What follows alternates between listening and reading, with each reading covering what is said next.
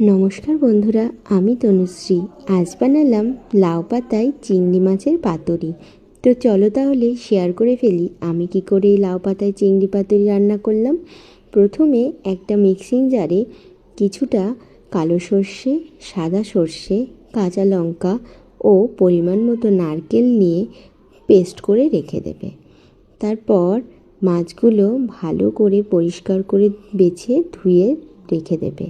তারপর মাছে নুন, হলুদ, পরিমাণ মতো সর্ষের তেল ও ওই পেস্টটা দিয়ে ভালো করে মাখিয়ে নেবে।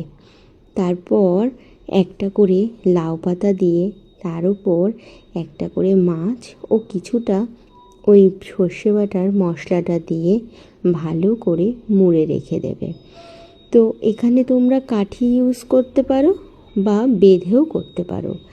আমার একটু শর্ট টাইম ছিল বলে আমি বাঁধিও নি আর কোনো কাঠিও ইউজ করিনি। তোমরা চাইলে করতেই পারো। তো তারপরে উপর দিয়ে একটা কাঁচা লঙ্কা ও একটু সর্ষের তেল দিয়ে ভালো করে একটা শেপ দিয়ে রেখে দেবে। তারপর একটা কড়াইতে কিছুটা তেল নিয়ে তেল গরম হলে একটা করে ওই যে পাতুরিটা তোমরা তৈরি করলে সেটাকে ভালো করে ফ্রাই করে নিতে হবে। আর এপিট ওপিট যখন ভালো করে ফ্রাই হয়ে যাবে দেখবে একদম নরম হয়ে গেছে। ঢাকা দিয়ে করবে, খুব সুন্দর হয় খেতে। আর আমি যেটা করেছিলাম খুব অসাধারণ টেস্ট হয়েছিল। এইভাবে একবার করে দেখবে, অসাধারণ লাগবে গরম ভাতে। তো কেমন লাগলো জানাবে আর আমার সাথে যুক্ত হয়ে যাবে আরও এরকম নতুন নতুন রান্নার ভিডিও পেতে। নমস্কার।